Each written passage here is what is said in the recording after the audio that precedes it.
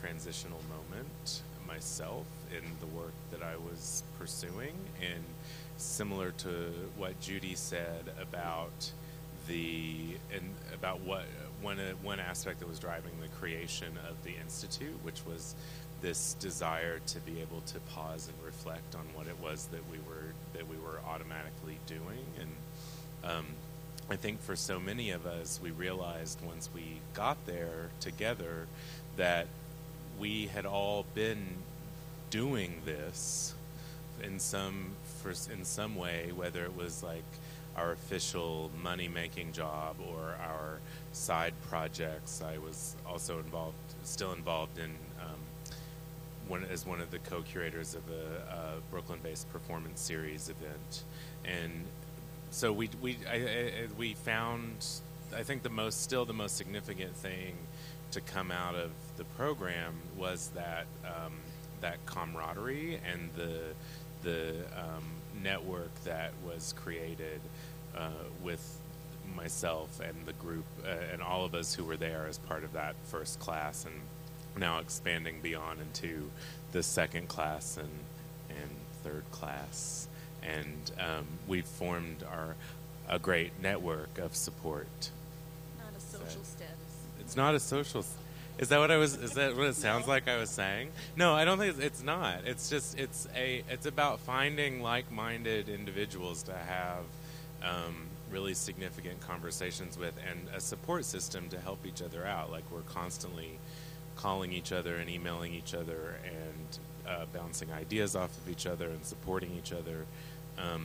And I think it gave us all a chance to further articulate what it is that we had been doing all along, but to be able to not formalize it in a way that suddenly made it uninteresting or boring, but that made us all, I think, feel empowered in a very different way to be able to successfully articulate what it is that we were attempting to do and what we were attempting to say about the world in which we were living in and the art which we were all trying to support and facilitate. So the program is what's called a low residency. So there's a 2-week intensive that you do in Connecticut in the summer. And this is, again, for the certificate program. They've just approved a new master's program in which the curriculum is still being sort of formed. But we're all talking about this 10-month certificate program that we all did. So you go for 2 weeks, and it's like curator camp, I think we've all talked about it. And you're deeply immersed in class, like 10 hours a day, and it's really intense. But as Caleb was saying, it really generates at the end of that time incredible friendships that extend beyond just the work and professional life. So then you go back for 3 more days in the fall, in November, and then 3 more days to present your final projects in the spring. So it really is a program that you can do while you have your professional life going on. And in fact, your professional life really obviously is the application of what you're learning in the courses. So it's intense, but I always felt going back to Minneapolis after having that intensive period that I was like, I had taken a bath in something fresh and good. Don't put that on the pamphlet. I actually came at it, you always enter something and come out of it different from what you expected, but I have been working on this Cunningham collection at the Walker, and really thought that I was using the program as a way to diversify and get out of that situation. And I ended up, for my final project, going deeper into a proposal to do kind of a history of performance curation through some of these Cunningham events and whatnot. So there are many applications for this work and what you can do with it. It isn't necessarily just about learning to present live performances or things like that. There are many different ways that you can apply this work to your work. So, yeah. Lydia?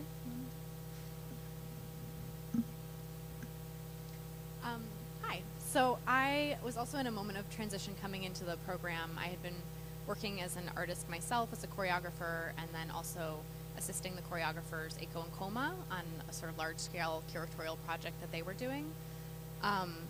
And at the time, I sort of realized in my art that I was really drawn to the organization of events. So more and more, I was like less involved in sort of like creating choreography of bodies and more creating choreography of spaces and bringing, you know, these sort of obscure projects of like finding unemployed people, because this was like in 2008, hiring them to be dancers, to like make a piece together when they had never danced before. But I really wasn't interested in the dance. I was interested in like all of that sort of administration really around the dance. And at the same time, working with artists Eiko and Koma, I got to meet people like Judy and Philip Either and see that it was a job to orchestrate some of that, what happens around the actual event. And I began working for Sam Miller, who was one of the founders of the program, and was involved at first in the administration of it and then became a student.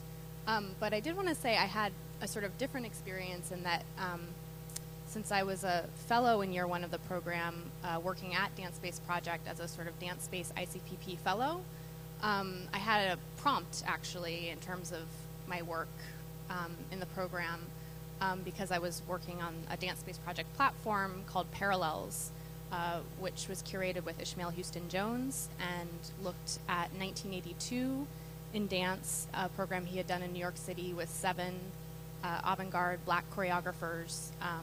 And then in 2012, Dance Space Project sort of revisited this idea with Ishmael again as curator, involving 30 or 40 artists this time. And for me, it is not, I had never really thought about the year 1982 before.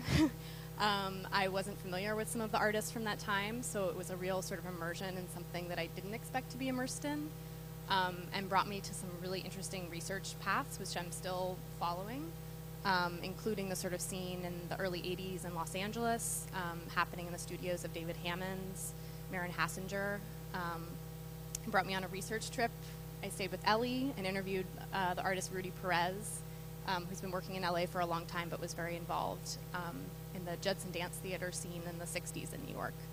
I think I'm just going to kind of cut it off there.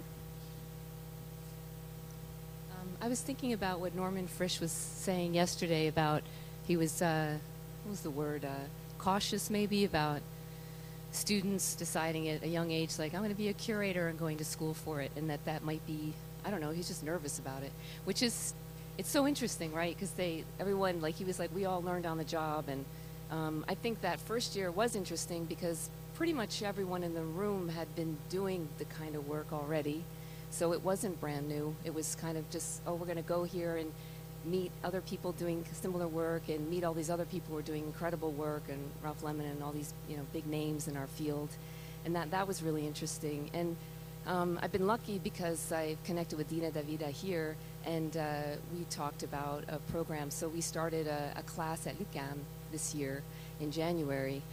Yes, Dina was, her French is a lot better than mine, so she was the main holding it down, but I was on the edges. But no, tout est bien. J'ai fait mon amélioration, bien sûr. But so that was really, first of all, to have that job opportunity was like, I've never been presented a job opportunity like that, and also for me, like I'm sort of in the academic-y stuff a bit. I am doing the doctoral thing, so but I was always like, where am I going to fit in? Like when I teach sewing, like I don't have, like I can't do sociology. I can't, like I don't have those things. So this is like, oh, I have my, like I'm in the field that I actually know, and but it was really interesting because we had a lot of, I mean, it was really fun with Dina. We had to find all the literature and all that, which was really cool. And figure out themes and things like this, but also to say that a lot of people in the class, there's a few that have done some work, but there's a lot that haven't. And it's very exciting because they're coming at it, and also it's here, it's in Montreal, we have some people from Quebec City, it's a different cultural thing happening. We have 4 students from France directly from there, so it's a real mix. And but it's very interesting to be with a group that it's kind of new, but when a few of them, they caught it like fire, and they're really, it's just, all I want to say is that it's interesting to plant a seed with someone who doesn't have much background in that it's still there. And I guess and it's not like you take a class and you're done. It's like you just keep, all your peers, we're all going to be like, hi, we're all going to be teaching each other forever. So I think that's all I wanted to say. Oh yeah, we organized this symposium.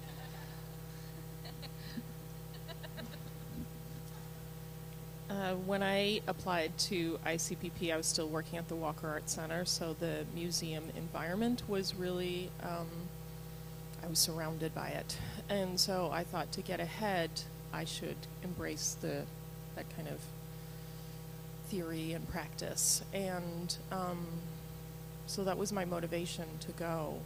But what I got out of it, and part of my deep influence is Deborah Hay, and she immediately calls bullshit on anybody who doesn't write about their practice, especially dancers who say, you know, I dance.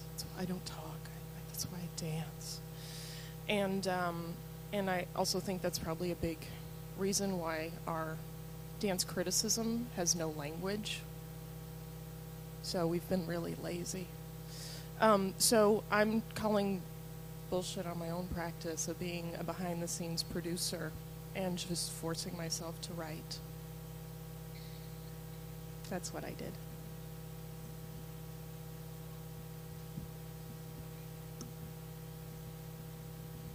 Does anybody have questions about the program? Like I said, it's still in its pilot phase, I would say. The third year has just been completed, and a master's program has just been approved. So there will be a 2-year low residency program offered. The first class will start in 2015, in the summer of 2015. So anybody has any questions?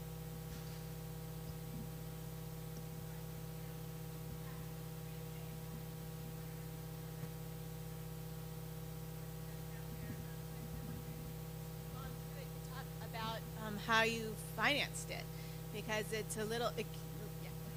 Thank you. My budget to participate from Minneapolis was $11,000. I think $9,500 is the tuition, and then the rest was travel. They feed you once you get there, and they house you. They don't really let you sleep though.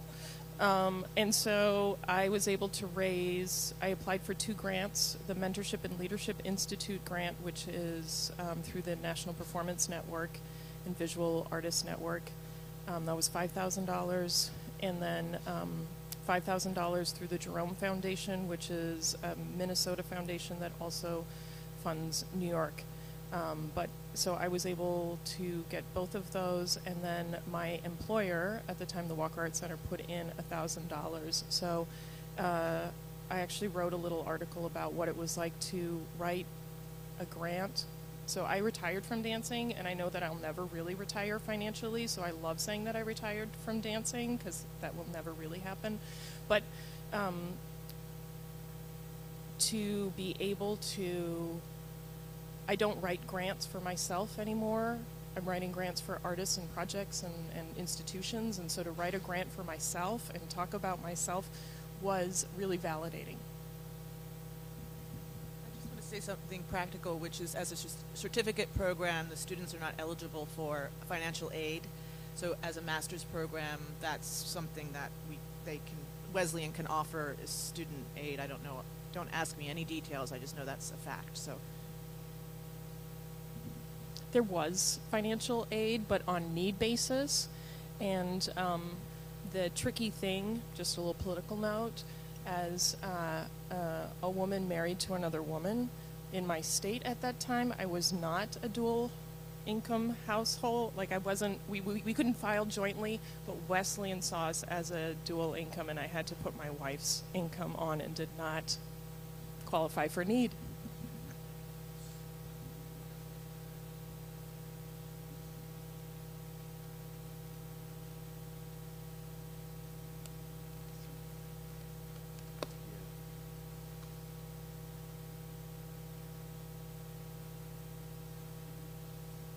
Well, also, and we don't know what the tuition will be for the upcoming program, right?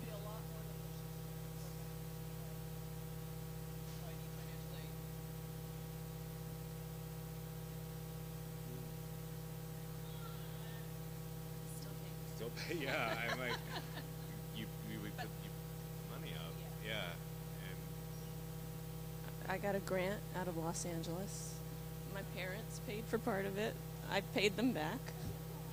I paid for part of it. In the first 2 years, Sam Miller raised money to provide certain students with scholarships. I think he worked with the Asia Society or Japan Foundation, I'm not sure which. He went to American Express, and so a number of the students that, there were some students from Philadelphia, so he went to Pew and said, would you help them? So never more than 50% came from those sources, but I would say that the faculty and founders tried to help people individually so that no one that was qualified to be in the program was turned away. But I will say it's not an easy thing in these times. So there is that commitment there, which I admire in all of you.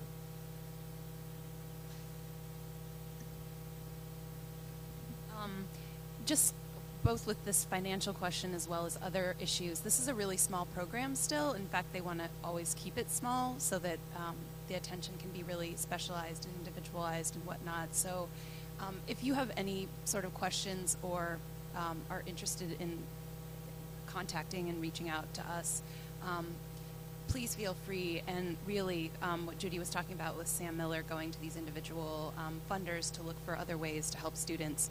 This happens all the time, and we're working with people who are extremely well connected within the field and also have an interest in seeing the next generations continue on. So definitely don't be deterred by any of these kinds of logistical concerns. There is a payment plan. And if you're a U.S. citizen, it helps with your taxes. Like, I was able to deduct some of my educational expenses that year for tax purposes and got a good return. So. University is one of the premier liberal arts colleges in the United States, and considered that, I don't know what they call that, sub-Ivy League. Baby Ivies. Baby Ivies.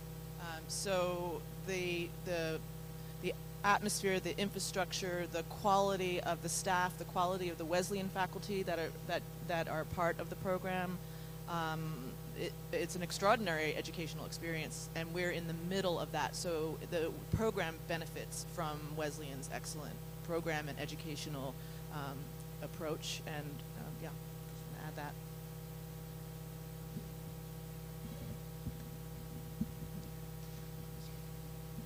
Hi, my name is Marianne Bourchek-Laporte. I'm wondering how people feel about PhD programs in curatorial practice, and if it's a similar feeling as PhD programs in practice and based research for visual artists or for artists. I live in Vancouver, and the University of British Columbia has a very good master's in critical and curatorial studies program. And I know they're developing a PhD program in that. So I don't know, just to bring it out there, how people feel about that. If there's the same kind of caution that practice-based PhD programs for artists receive.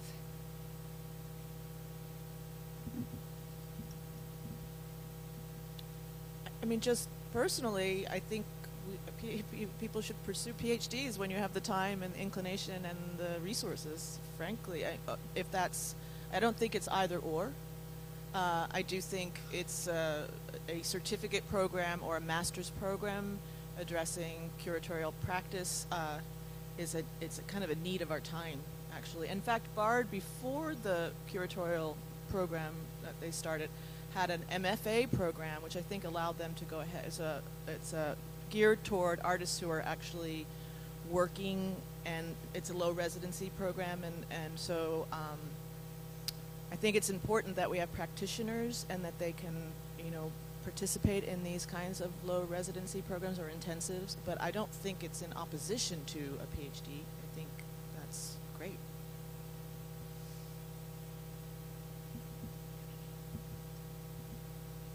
Hi, my name is Arnaldo Rodriguez, and my question is, I'm doing my master's degree in cultural management in University of Puerto Rico, asking how the newly formed master's degree can build bridges with other universities in Puerto Rico and Latin America?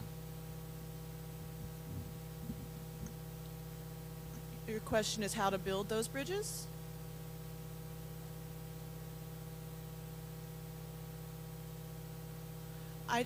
That's a great question. It hasn't come up that directly before. I think that could be a project or something that we collectively prioritize. And but I think you're proposing that we do that, right? It's really more than a question. It's like, why don't we start to create these exchanges? I think that's an excellent idea.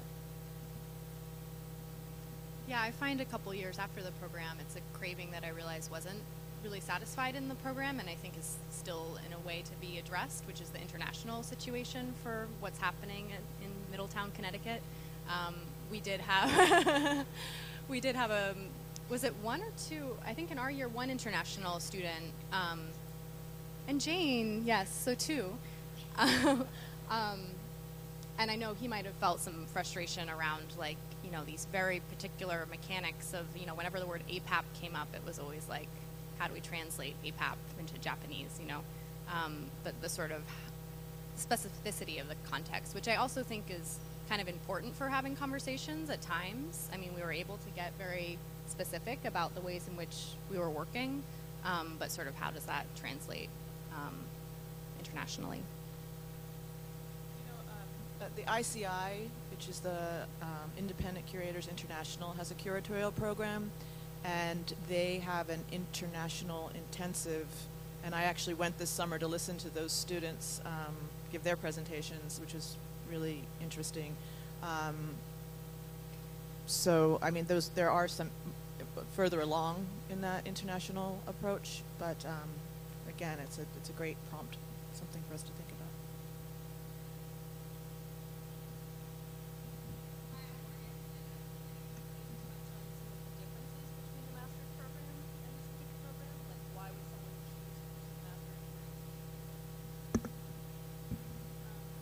It's a great question. We are actually meeting this summer with about 30 leaders in the field to break into small groups to address what a master's should address.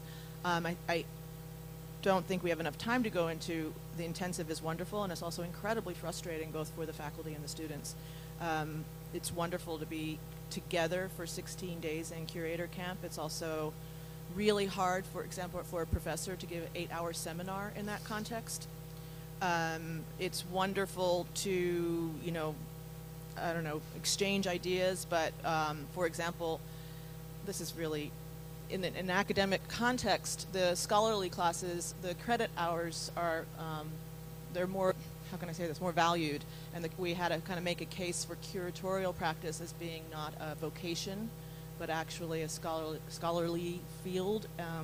So I think that, for example, in a master's program, there will be more time with the curators than the credit hours allowed in the certificate program. I know this is really detailed, wonky, but for example, we're together a lot in the summer, and then I think we had one more session, but the scholarly classes, there's a lot more exchange in distance learning and more hours in the classroom with them. So I think we'll be looking at things like that, how to balance that out. I think there could be more, probably will be more emphasis on writing and articulation, and that is just, you just have to come ready to go rather than have a process where you can really engage with the writing and multiple layers of writing. And so it's just deeper, longer, and also I think the way we approach the projects, the independent project, will shift. You don't have a lot of time to pull together a project. 9 months is not a lot. So I think that those projects will become, will take the full 2 years to develop, and I think that's a good thing.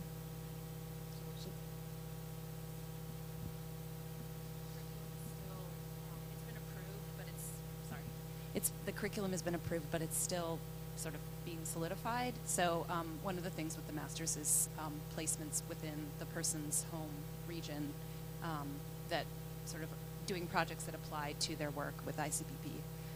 So that's something you don't get with the certificate program. So, yep. Well, if there are any more questions, I'm going to put a homegrown sign-up sheet if you want to put your email and get on the ICPP info email list. Oh, yeah. Judy? So, yep. I started out mentioning Norman, and was Tom sitting there reminded me of this. And one of the issues around creating a format to discuss curatorial practice and performance is also what histories are curatorial practice in performing arts. What histories have we lost and or losing through the people? I mean, Hans Ulrich Obrist interviewed, Brief History of Curating, visual art curators, and I was just reminded, listening to Norman yesterday, like, oh my goodness, that history, the Los Angeles Festival, and Peter Sellers, that actually influenced my mentor in the 90s, that then influenced me, and I sitting there going, oh my goodness, why, we need to interview him, we need to get that down. So there's also this bringing these, we've been trying to bring people, Mark Russell and other leaders, people who have done things, and we could still do more of that, I think, in a master's program. So I think that's critical to our work, actually. It's not just forward-looking. We have to really look at best practices in the past and currently.